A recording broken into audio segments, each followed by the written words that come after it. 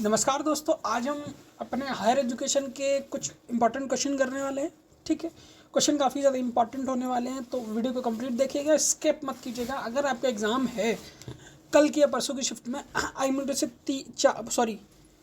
5 या 6 डेट में, तो इसको ज़रूर देख के जाइएगा। अगर एग्ज़ाम में आप देख के जाते हैं तो आपको 5 से 6 मार्क्स डेफिनेटली मिल जाएंगे। ठीक है, चलिए स्टार्ट करते हैं हायर एजुकेशन को।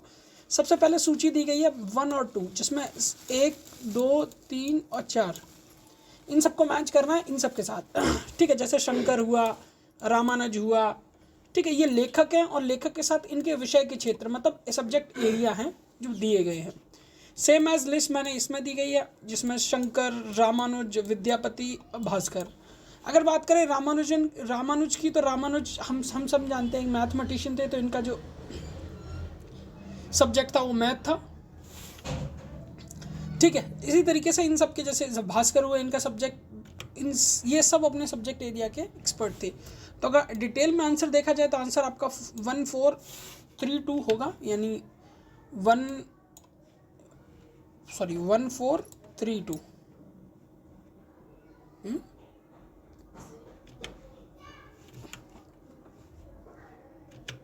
यानी 1432 इसका कंप्लीट आंसर होगा। यानी आप इसको इससे मिला 14, इसमें थोड़ा सा करेक्शन है, इसका कंप्लीट आंसर 1432 ही होगा, यानी ठीक है। तो इसका मैच कर लीजिए। बढ़ते हैं नेक्स्ट क्वेश्चन की ओर। नेक्स्ट क्वेश्चन में लिखा है, निम्नलिखित कार्यक्रम में से उनके प्रारंभ होने की क्रम को व्यवस्थित कीजिए। जिसमें लिखा है 100% साक्षरता प्राप्त करना, राष्ट्रीय साक्षरता मिशन, सर्व शिक्षा अभियान, NAEP, पढ़ना लिखना अभियान। ठीक है, नीचे दिए गए विकल्पों में सही उत्तर छांटिए। हम इसको एक बार मैं इंग्लिश में कन्वर्ट करता हूँ तो आपको ज़्यादा अच्छी तरह समझ में। अचीविंग 100% लिटरेसी, मतलब 100% लिटरेसी अचीव करना, नेशनल लिटरेसी मिशन। ठीक है, सर्व शिक्षा अभियान, उसके बाद NEAP, national adult education programme, उसके साथ पढ़ना लिखना अभियान। ठीक है, ये अलग अलग तरह के अभियान हैं जो अलग अलग तरीके से गवर्नमेंट के द्वारा चलाए गए हैं। तो इनका सीक्वेंस पूछा जा रहा है कब कौन सा स्टार्ट हुआ था। इसको एक बार हम डिटेल में देख लेते हैं, ये काफ़ी ज़्यादा इंपॉर्टेंट है, इसको एक बार डिटेल में देख लेते हैं। बात करते हैं कार्यक्रम के स्टार्टिंग की। सबसे पहले कौन सा स्टार्ट हुआ? सबसे पहले स्टार्ट हुआ था नेशनल अडल्ट एजुकेशन प्रोग्राम, जो आपका 1978 में प्रारंभ स्टार्ट हुआ था।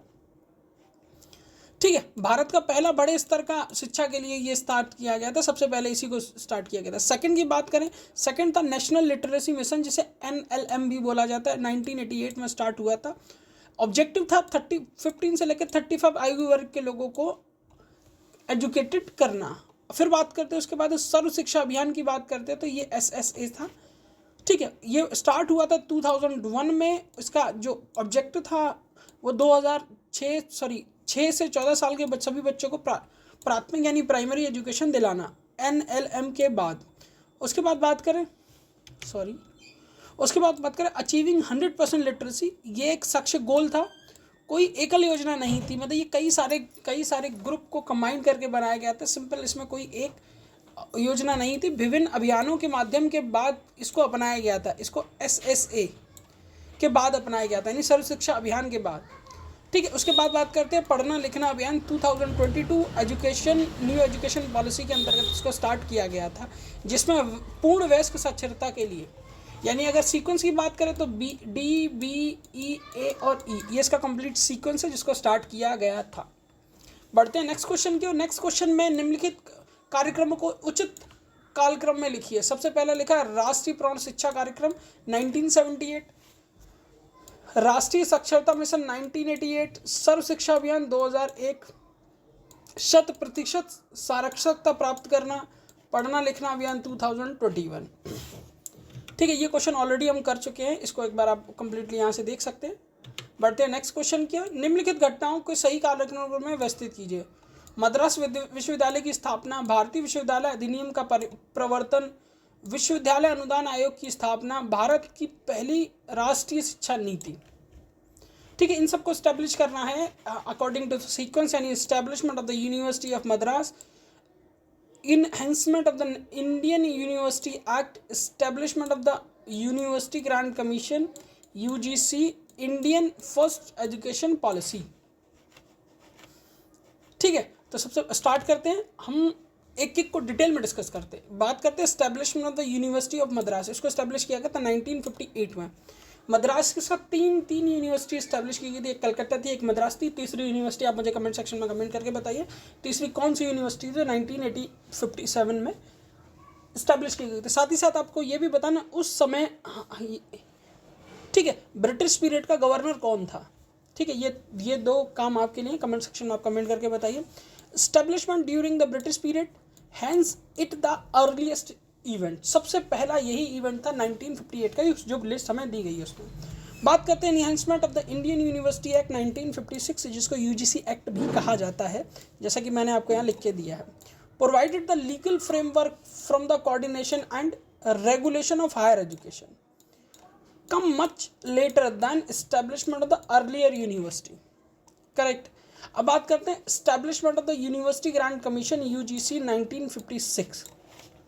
ठीक है, UGC was establish under the Indian university act 1956, responsible for funding, regulating and maintaining the standard of higher education. Logically follow the enactment of act. बात करते हैं D, India's first national education policy 1968, जिसको Kothari commission भी कहा जाता है, 1964 से लेकर 66 के बीच में थी। This was the first comprehensive national education policy after the independence, मतलब आज़ादी के बाद ये पहली एजुकेशन पॉलिसी थी। Hence it's come after above event, मतलब ये सारे इवेंट के बाद की सीक्वेंस देखेंगे तो आपका A B C D correct sequence order ये है। हमने कुछ काफ़ी ज़्यादा इंपॉर्टेंट क्वेश्चन डिस्कस किए थे। अगर आपको वीडियो अच्छा लगा तो चैनल को सब्सक्राइब ज़रूर कीजिएगा। साथ ही साथ अपने फ्रेंड्स के साथ या फ्रेंड सर्कल में इस वीडियो को शेयर कर सकते हैं, जिससे कि इस पूरी वीडियो में हमने 7 से 8 कॉन्सेप्ट को डिटेल में डिस्कस किया है, वो कॉन्सेप्ट उन तक पहुंच सके। और साथ ही साथ चैनल को सब्सक्राइब आप इसीलिए भी कर सकते हैं ताकि UGC net paper 1 paper 2 computer science से लेकर कंटेंट में फ्री ऑफ कॉस्ट बिना किसी प्रॉब्लम के यहाँ पे अपडेट करते रहते, तो आप इजीली उसको देख सकते हैं। साथ ही साथ अगर किसी तरह का कोई भी इशू है तो आप मुझे बता सकते हैं। बाकी वीडियो को कंप्लीट देखने के लिए आपका धन्यवाद। आपका दिन शुभ हो। Thank you.